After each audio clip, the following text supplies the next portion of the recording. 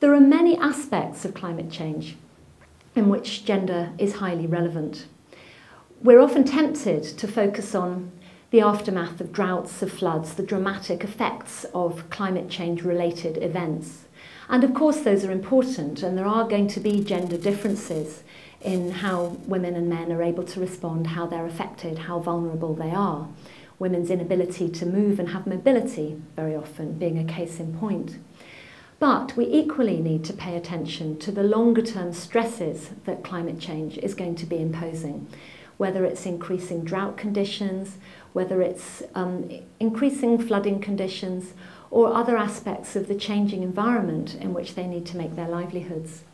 And there again, there are lessons that can be learned from other areas of work and development experience around livelihood adaptation, which is of course something that poorer households have been doing for a very, very long time. They've been living with uncertainty, they've been responding to it, they've been making livelihoods amidst it. And again, institutions are key.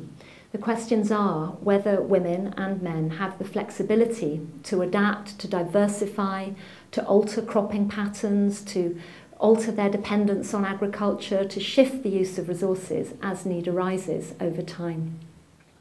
I think one of the things that development NGOs could be doing, perhaps more than any other, is promoting a much more joined up debate between climate change and many other aspects of development.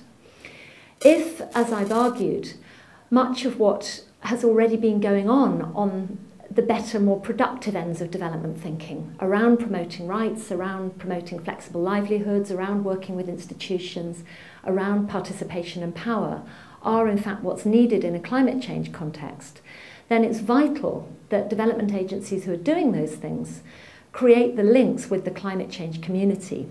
I think climate change adaptation, if it's going to work with women, needs to locate their positions in the wider context of gender relations, to be able to ask those questions from the outset and to work with women in a way that ensures that they're going to benefit from the work that they put in, and which avoids simply adding climate change adaptation responsibilities to the list of burdens that women are already carrying in poor settings.